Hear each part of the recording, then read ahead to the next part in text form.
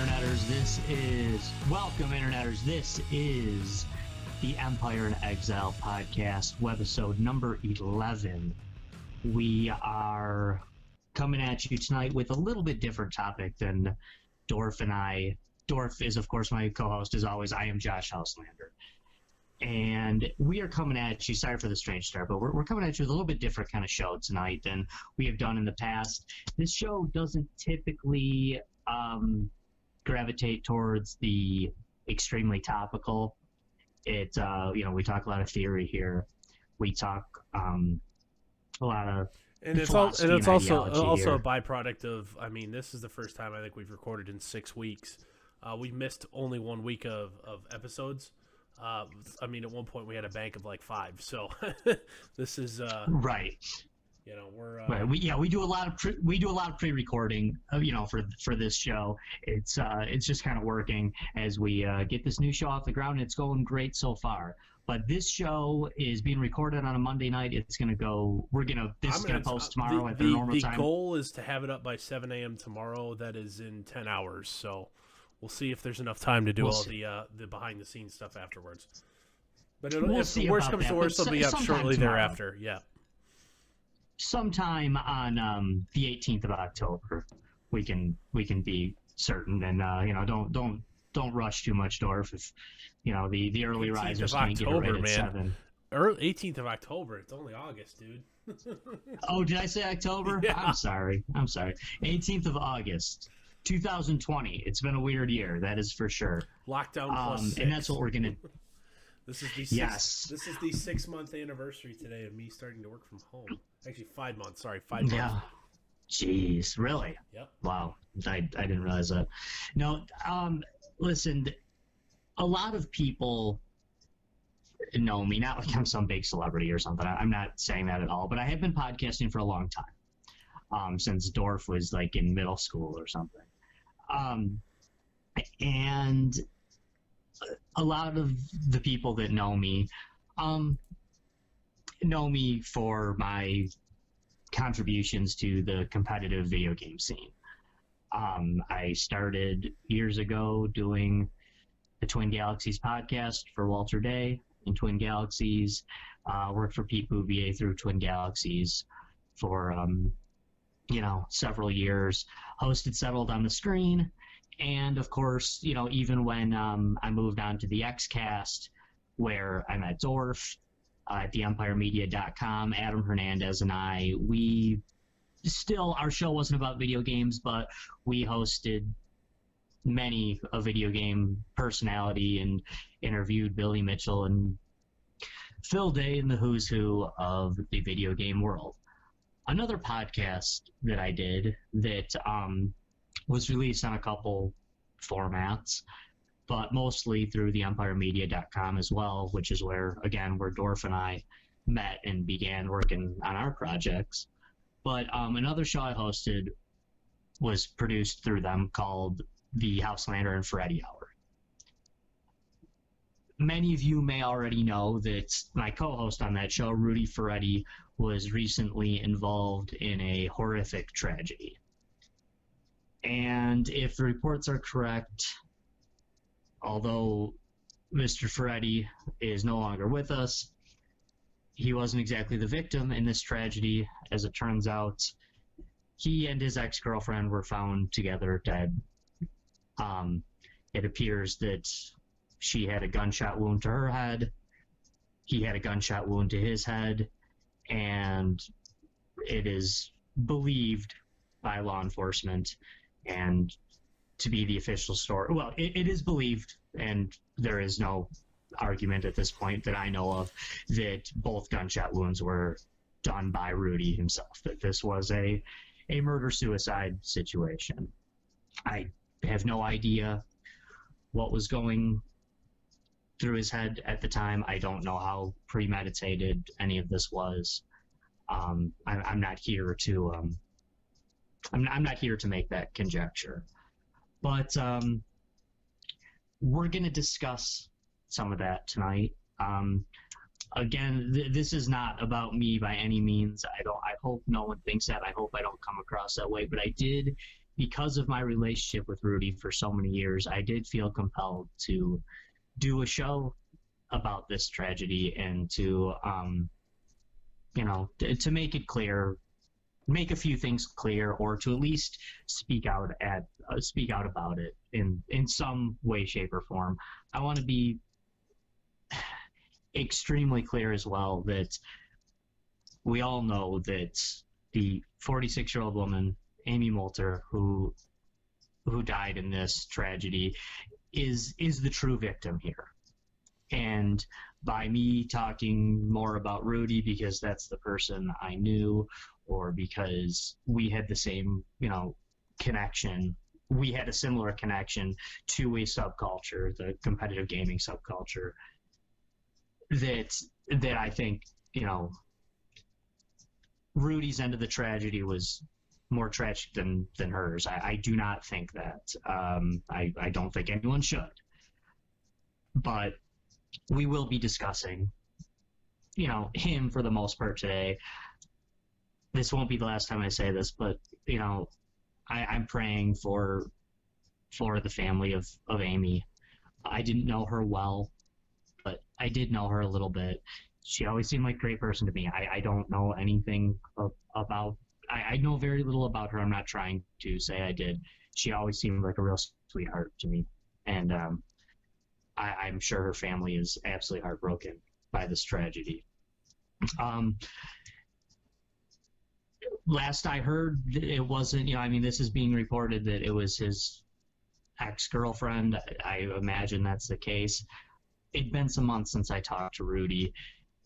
It was his girlfriend at the time, last time I talked to him, but I have no idea what brought this about. But again, Amy Moulter is the real victim here, and she should not be forgotten. I said, when I was with Empire Media, I hosted the Houselander and Freddy Hour. It was kind of just a rapid thing that just kind of came in and out. No set timing for the shows. We'd try to, much like Dorf and I now, we would try to just back up a few and get them posted when we could. But that was for, I want to say, over 2 years that we hosted that show together. Rudy was a guy who was very controversial in a lot of ways. He, made a lot of enemies over the years. Made a lot of friends too, but made a lot of enemies. He was a very controversial guy. And our show was controversial. It was. And I'm not going to sugarcoat the idea that basically the main reason we stopped doing the show was because it got too controversial. I couldn't handle some of the controversy that Rudy was causing. So we stopped doing it. Him and I still talked about maybe doing future projects. That obviously will not come to fruition. I also want to say that Rudy was he was my friend. He was. I actually thought, although he was definitely a troubled individual, that deep down Rudy was actually a pretty good person. And if someone told me that this stuff was going to happen 2 weeks before it did, I will be the first to admit that I probably would have said to that person that, no, that's not true. Rudy's harmless. I know he says a lot. He's all talk, and there's nothing to fear from him. He's totally harmless. It looks like I was wrong. In some of those ways I thought about him. And, that's on me. I'm not anything, but I'm not going to deny or try to jump sides or pretend like I wasn't friends with Rudy Freddy. I was. In fact, at times he was even kind of a good friend to me, which is why I thought he was a better person than maybe he was. I want to, while we, have this, kind of going here, I want to give some kudos to the competitive gaming, to the CAG scene, some people call it, or the, gaming subculture, the offshoot of Twin Galaxies, if you will, of the old Twin Galaxies, or what's left of Twin Galaxies. I know a lot of them do speed running and stuff now too, but I still kind of consider it the Twin Galaxies scene. I want to really give some props to them because Rudy did have some enemies in that scene, and the vast majority of the people I'm seeing are being very graceful and very classy in what they're saying about him. And for the people that are doing that, you will all remain nameless. You know who you are, but I know several people, a couple really pop into my head, that had some direct and serious issues with Rudy, but who have remained completely classy through this and have done and said nothing but the right things. So those people know who they are, and it's most of you. It's most of us in the scene, I think, have done the right thing through all this. So like I said, he did have a lot of enemies, but just because you have an enemy within a, it's like arguing with somebody over sports or over, a movie or over something else. It doesn't mean that you want this to happen or that you think this is going to happen just because you don't like that person,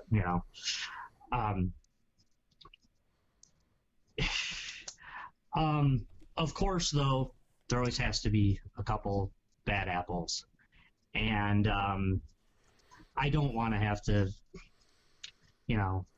do this, but I'm not going to have these people remain nameless.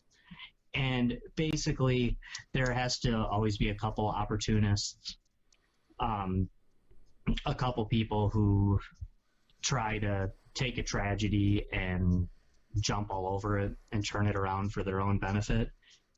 And we knew that, let's, for those of us who are familiar with the scene, who are involved in the scene, we basically all knew that Patrick Patterson and Kat Despira would be those people. I wish I could tell you that it wasn't one of my first thoughts when I heard this news.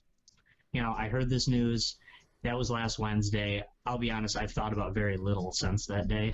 This is really weighing me down, and it's been on my mind a lot over the last week. But I want to say within an hour of me finding out, I had the thought, what terrible thing is Patrick Patterson going to say about this? How is he going to take this and try to use it for personal gain? And he certainly didn't disappoint. He actually came out even harder than I thought he would, and has made some terrible and egregious accusations against people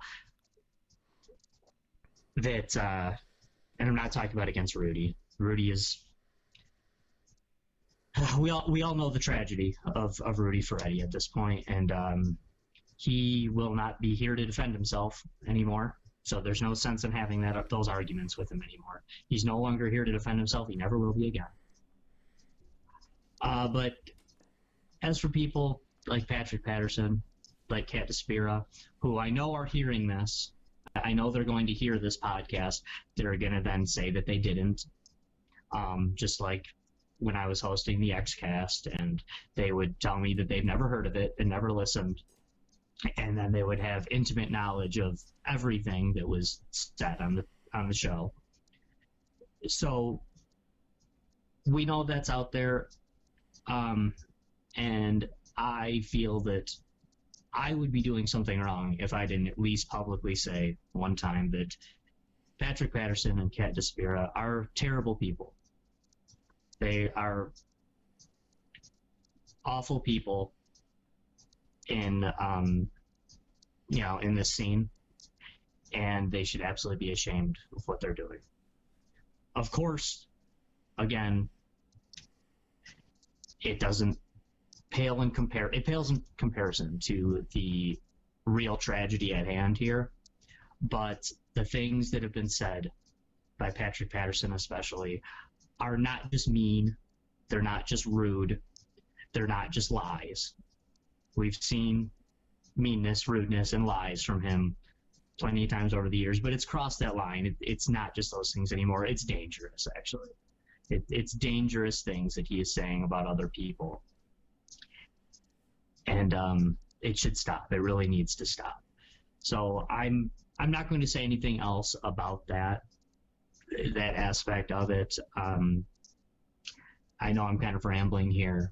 I've got a lot on my mind with it. I've got a lot to say. I'm not going to say anything else about those two. I wish they'd stop. I pray that they get on with their life and they go just stop and move on and see that what they're doing is not only not helpful, but it's downright terrible, and it's actually quite dangerous to the livelihood of others. Unfortunately, I didn't know if I should say this or not in this. I will off that subject. Hopefully forever. I don't ever need to talk about certain people ever again. I hope I don't feel compelled to talk about them ever again. But I wasn't sure if I was gonna want to take this in this direction or not. But I feel like with the passing of Rudy in the horrific and tragic way that he did pass, that this ignites some conversations about video games and about life and about the world around us that have been going for years. And the idea of violent video games leading to violent actions by people, violent movies leading to violent actions of people being a cause of this. And the only reason I bring this up is because if it wouldn't be hard to find a podcast of me talking about how I think that's nonsense.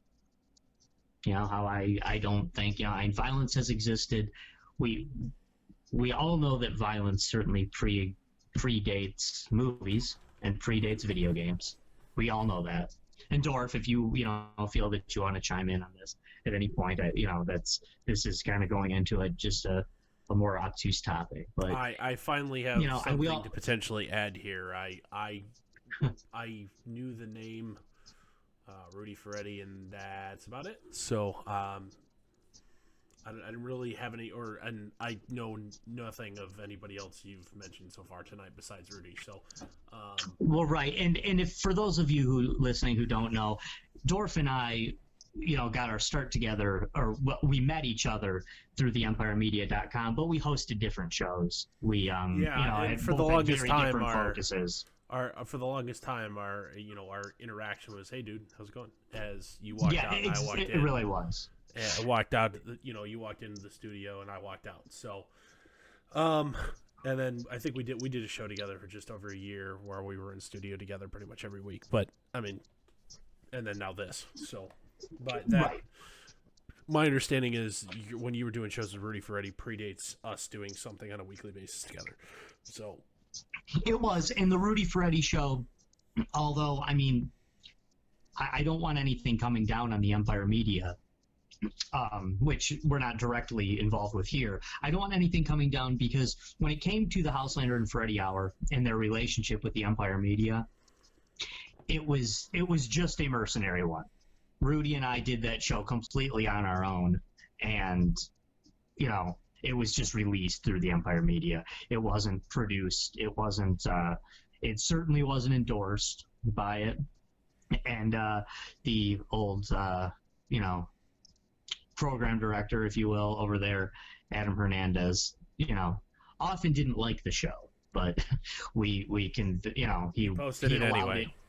Yeah, he allowed it to be on the he allowed it to be on the network because it got some traction, and because, well, quite frankly, because he liked me, and I, begged him and said, please post this for me. But please, nothing should come down on the Empire Media or Adam for anything that was said back then. Okay. But yeah, like Dorf said, that was our relationship then. So he knew nothing of this at the time. He had his own shows to host and articles to write and things to do. Yeah, no, and we were pretty exclusive. My relationship with them was pretty exclusively sports at the time. So, yeah, but getting back to where you were going here, with the idea of violence predating, digital entertainment entirely. And if anything, there has been scientific study on whether violent video games and violent movies cause violence, and not a single one has ever shown any causal link in those two things at all. Now, I wouldn't call myself a cultural conservative, but the little bit of that there is in me would say that, well, I mean, just culture in general has become more degenerate since the prevalence of degenerate entertainment has grown, so therefore there must be there's correlation. Well, the data side of me says not so fast. So but the idea that the reason that violence occurs is because somebody played some violent video games is, you can't say in a macro perspective that there's any causation there.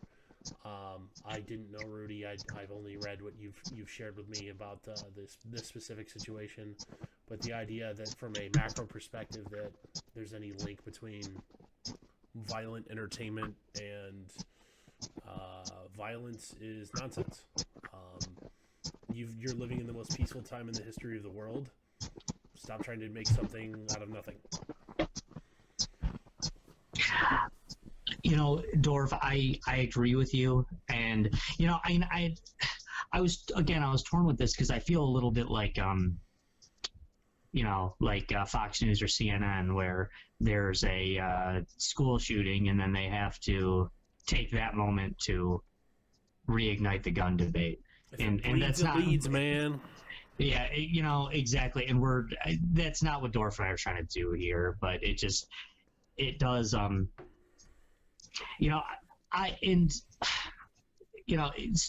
Dorf, I'll be honest. Stop me if this sounds. I certainly am not trying to make this about me or anything, but I've been a guy who, at one point I was known as, a video game journalist. That was my thing, and I've always held those views that violent video games aren't really my thing. Actually, that I don't really care for them. I'm more of a retro, I play games like Bubble Bobble and Adventures of Lolo and, cutesy things like that. I don't even know what those are. You should know what Bubble Bobble is because you co-host a show with the Bubble Bobble world record holder. Oh man, you just gave me homework. One of them, just on the multiplayer platform. But anyway, but I've talked about this a lot over the years, and and I've said that I don't think there's any correlation, and I don't think that a violent video game or a violent movie makes one violent. But there is part of me that now thinks, God, I probably shouldn't say that. Maybe I shouldn't say that anymore, because and stand your ground on that, because if anything, there's the limited scientific study there has been on the topic. It actually shows that violent video games specifically actually are likely to reduce violence because, non-deadly violence. Because lots of times non-deadly violence is perpetrated specifically by younger men because they don't have an outlet another outlet to sure. Express frustration, disappointment, and anger. Well, violent video games happen to be a way to do that for a lot of people.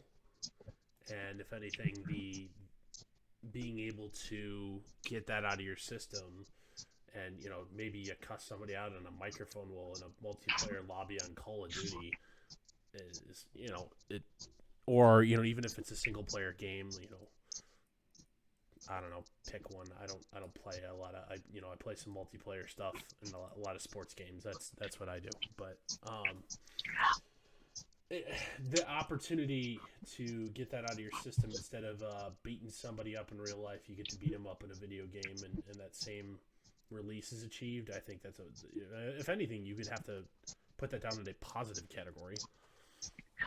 I think so too, Dorf. I always have. I always thought that was that it made a lot more sense, quite frankly, and that it just seemed more true, if nothing else. But I feel like I don't know. You're too young for this, Dorf. But remember back in the Monica Lewinsky days of Bill Clinton? You were probably a toddler or something. Diapers, yeah. Okay, but you're a smart guy and you've read it all. At the time, Bill Clinton was being crucified in the media for cheating on his wife with a young intern in the Oval Office, Monica Lewinsky.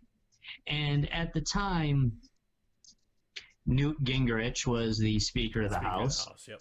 Republican. And he's, just on cable news or whatever news was back then, criticizing the hell out of Bill Clinton, talking about how could he do this? How could he do this to his wife? And as it turns out, he was cheating on his wife, like, right then. Oh, yeah. Like, he had a mistress, like, right then. He had a mistress while he was saying all those things. And maybe this is not this is far from a perfect analogy. Maybe it's not even a good analogy. I don't know. But I just feel like anytime I try to say something about violent video games in the future, or that anything I've said about them in the past, or violent movies for that matter, people are going to say, well, but then again, Josh Houselander hosted a show with a guy who had world record on violent video games. And well, I'm sorry, this is America. We don't do guilt by association. Yeah, so I just despite the much of the modern discussion trying to push that, I ain't doing it here. So that will, right. As far as I'm concerned, in the realms I have control over, we're not doing that. So and maybe this is I don't want it to seem like I'm making it about me. I don't want to, but maybe I am to some degree. I apologize for that if I am. Also, I think what I'm doing in my head is it's 2020 and I'm trying to get ahead of the cancel culture. I don't, not that I'm some big star or something, but I do plan to continue doing podcasts, and I don't want to just be canceled by the powers that be, by the court of public opinion, if you will, because of association, because I said certain things, and then an isolated specific incident could be used to prove me wrong. Yeah, come and complain to me. Yeah, I technically own all the property here. First off, good luck getting a hold of me. Secondly, I'll probably just laugh at you. Thirdly, lol. Thirdly, 1 and 2 again. Yeah, repeat steps 1 and 2. Yeah. No, it's cancel culture. Do we all right, Dorf? Yeah, we're all right. Cancel culture's stupid.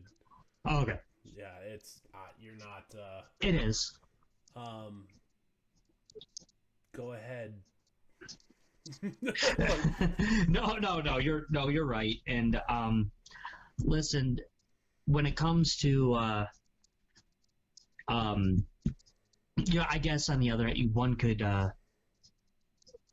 by that crazy logic, one could say if Twin Galaxies never would have banned Rudy Ferretti, then maybe he would have kept playing those games and could have had his outlet. But that's maybe I shouldn't even say that, because I'm certainly not trying to ban. I'm certainly not trying to blame Twin Galaxies for what happened. We all know what happened. We all know who is at fault. And as I've been trying to state over and over again, we all know who the true victim was in this tragedy, Amy Moulder. I don't want to not say her name, just, because it's important. It's important that she's remembered for that. Well, I hope she's remembered not just for this. I hope she's remembered for good things. And again, speaking of cancel culture, I was in my mind, I was going to say that my thoughts and prayers were with her, but that's another thing that's been ruined by that culture is that you're not allowed to say thoughts and prayers anymore. That's made fun of. You get criticized for saying that, but I will be thinking about her, and I have been praying about her and her family and Rudy's family. And anyone who's hurt by this tragedy, I will be thinking about them and praying for them throughout it. It's a terrible situation. It's a terrible situation. And I struggled a lot with, should I say something publicly? Should I not? I went with yes, hence this show today. And I hope people think that's the right call. And if people think it was the wrong call for Dorf and I to come on today and for me to talk about this, well, I hope that you at least acknowledge that I did it for the right reasons, or at least even if I fail today at saying the right things, I hope people realize I'm trying to do it for the right reasons and just trying to do the right thing, be a good person, and throw myself out there for what it was. I didn't think it was right to say nothing about this. We weren't best friends. It had been some months since I spoke to him, but we were close though for several years. And I'm not going to pretend like I wasn't his friend, and I'm not going to pretend like I didn't spend hundreds of hours speaking with Freddie on the phone, on and off air. For every hour of podcasting there is of Rudy and I on air, times that by 5, and that's how much we spoke. So I thought I knew him. I did. I thought I knew him pretty well, and it's why I defended him a lot. When other people would criticize him, and most of his criticism he earned and was proud of, but it's why I defended him a lot, because I thought, he's just Rudy, just whatever, be what it be, who cares? He's just being Rudy. It's an act, it's his show, it's his shtick. But maybe it wasn't. A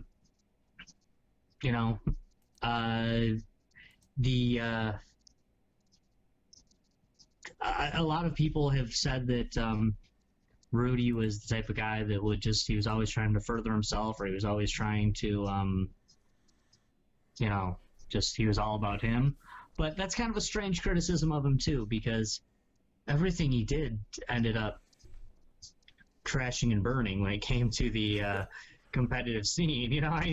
He went nuts on Twin Galaxy. They banned him for life. I think he's banned for like 470 years or something, was the final ban that came down. Okay. I want to say it was 400 and something years after they added up all the things he did that they didn't approve of. He was banned from Twitch. He was banned all over the place. So it's hard to say, oh, he just did it to further himself. Well, I don't know. I think he maybe he just was a guy that just it would be. I don't think people would argue back before this happened that he was a man who lacked self-control, and that in the most unfortunate possible way seems to be the case now.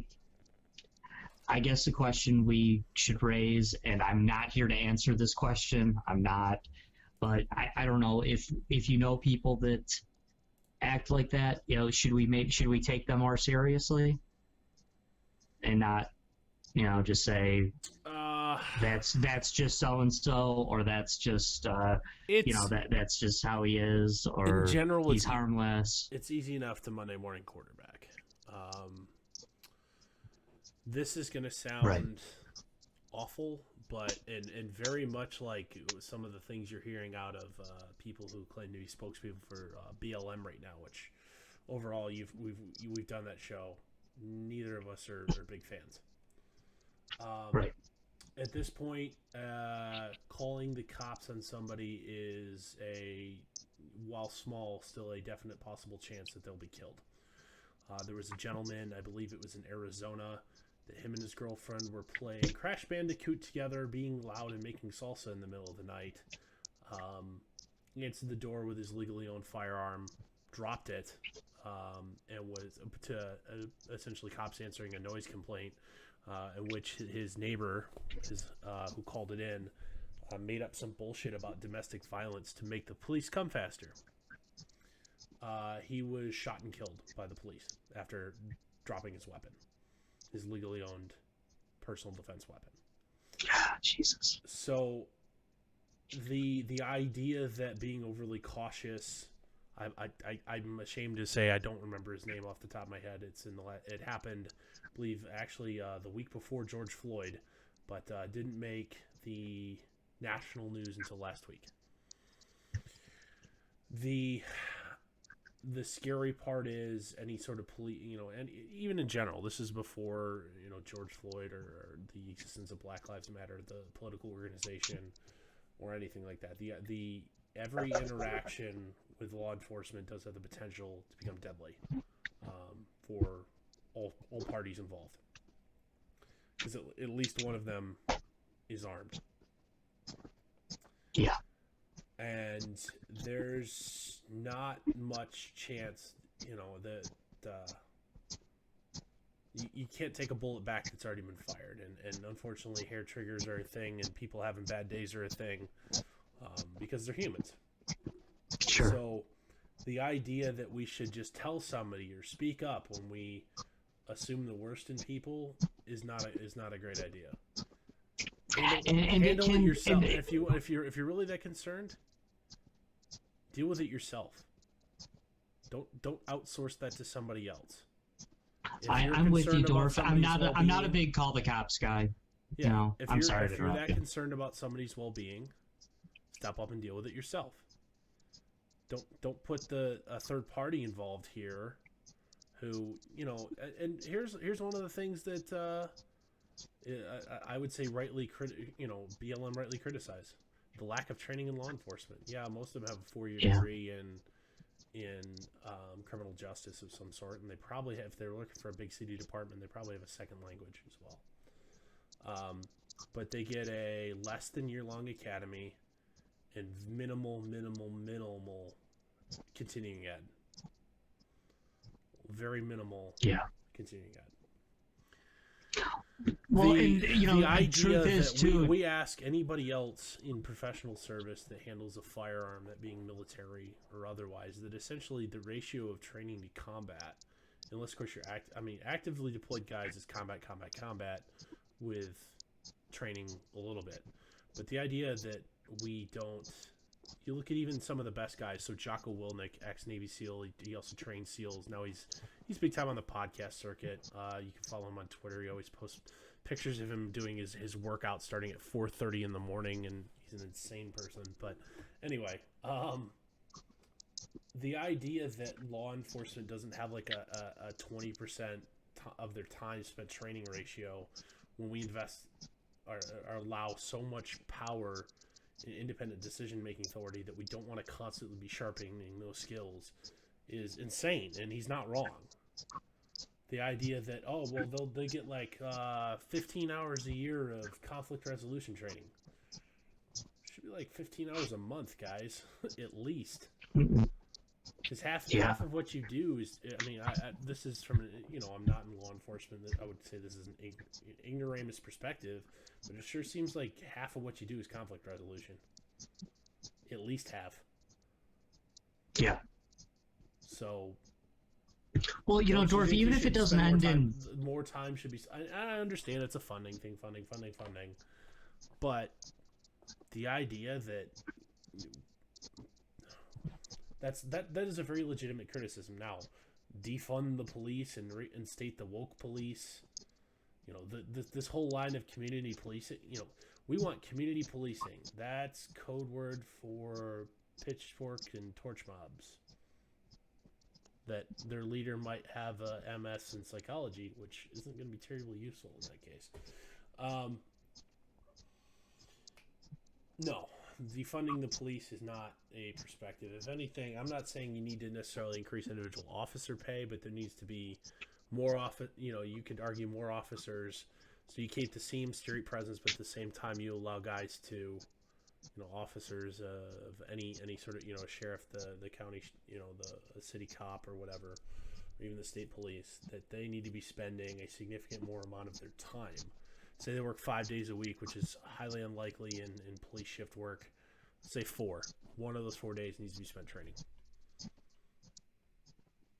Or if they work 5/8, which I know doesn't happen in that world, one of those days needs to be training every week. Dorf, I don't disagree with anything you said. Then I know your basic point here. You went on a tangent. It was a good tangent. It's but your basic point being that when you call the police on someone, there is a chance that someone is going to get shot. Someone's going to get undeservedly arrested. Something is going to happen. Some conflict, some additional conflict could take place. Another problem is just simply the idea of reporting someone as mentally ill can cause huge problems. It can cause irrevocable seizure, let's call it, of an individual's rights as a citizen of the United States. Just as simply, and this isn't simply, it's a huge thing, they could lose their job. They could, it can be a very big deal. And the thing is that it is such a fine line. It's so tough to try to find that area, because a person is allowed to be angry. A person is allowed to be depressed. A person is allowed to be sad without being committed to a mental institution, without having the state, involved in their mental problems. You're allowed to have bad days. Right. I mean, if you want, it all depends on how it is being stressed in that particular instance, but we're all mentally ill. We all have some sort of, sickness.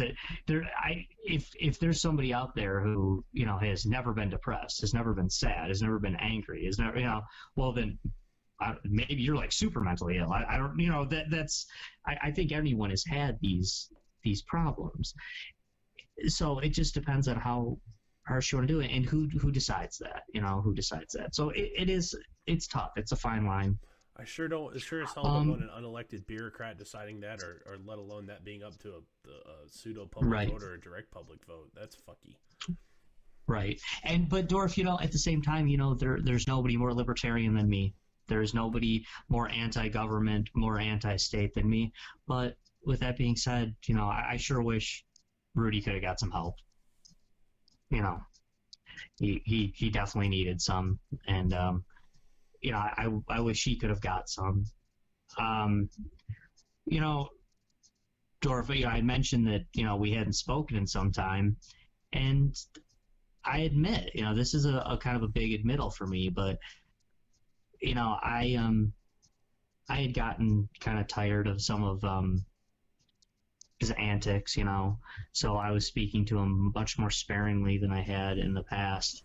And I admit, I look back now, and when this was, burned into my brain, and I was just thinking about it over and over again, I couldn't help but think even about myself, just say, shit, Josh, maybe if you just would have kept talking to him, maybe you could have helped, maybe I could have, maybe I could have done something. Maybe if he was still talking to me 2-3 times a week, like he was a year or two ago, maybe maybe a simple, hey man, it'll be all right, calm down, could have been very helpful in what was obviously an extremely trying and tumultuous situation over there. So I know it's not my fault, but I still, I can't help but think, yeah, maybe if you were still there for him, maybe something maybe I could have done something positive, but it's too late for that. That's hindsight. That's, as you put it, Monday morning quarterbacking. And well, what you've just described there is textbook survivor's guilt. So just hang in there, dude. It's not your fault. Thank you. It'll be all right. Thank you. Mix that with it's just kind of weird. Rudy was he was this guy, for all his faults, he was he was a total health nut. The guy was a total health nut. Never drank, never smoked, never did drugs, never in his life, none of that stuff. And he was always a funny dude, even people that didn't like him couldn't help but acknowledge that, he definitely he had his moments. He had the gift of humor and could say that outrageous thing that you didn't want to laugh at but couldn't help laugh. And yeah, it's true. The guy told me he was a year older than me, but he told me he was going to outlive me so many times that I found it I totally believed it, of course. The guy was just Mr. Health Nut, and he criticized me for the way I ate and smoking cigars and everything else. And I never argued with him. I was totally convinced that he was going to outlive me by 20 years. So that's just, I don't know, all for naught, I guess. But, yeah, I even thought about little things in the past. There's been, I thought about, maybe I shouldn't even say this, but I used to, it would be easy to find though in social media posts and in things. I feel like at some point I'm going to be criticized because I used to refer to him as Machine Gun Rudy, but that had nothing to do with anything that he did. That was just the way he talked, the way he spoke and the way he would super fast talker. Rattle. Yeah, super fast, and the way he could rattle off 15 social media posts in 30 seconds and just rip somebody apart in the way that only Rudy Ferretti could do. And like I said, it's even when you were on the butt end of it sometimes, and I was a few times, you couldn't help but kind of smirk and chuckle about it because he could rattle them off pretty good. Other than, once again, we can talk, we can branch out in some other things if there's something else you want to say, Dorf. But other than the Rudy Ferretti, or when it comes to the Rudy Ferretti topic and Amy Moulter, rest in peace, there isn't anything else that I need to say. I think I've said plenty to cause enough controversy tonight and get me in trouble. And but I do, like I said, I do think it needed to be said. Okay. I do think that. Well, I don't have anything to add tonight. I'm all set to wrap this up. If you are, anything else you want to add before I start the outro up? No, just it may be, as I've stated, it may be an outdated sentiment in 2020. But my most heartfelt thoughts and prayers do go out to the families of Amy Moulter and Rudy Ferretti, and I hope people are coping with this as best as possible. And good evening. All right, so that's going to wrap it up here. Episode 11 of the Empire In Exile Podcast. Back on our normal schedule, Tuesday, 7 a.m. A couple different locations that you can see on your screen.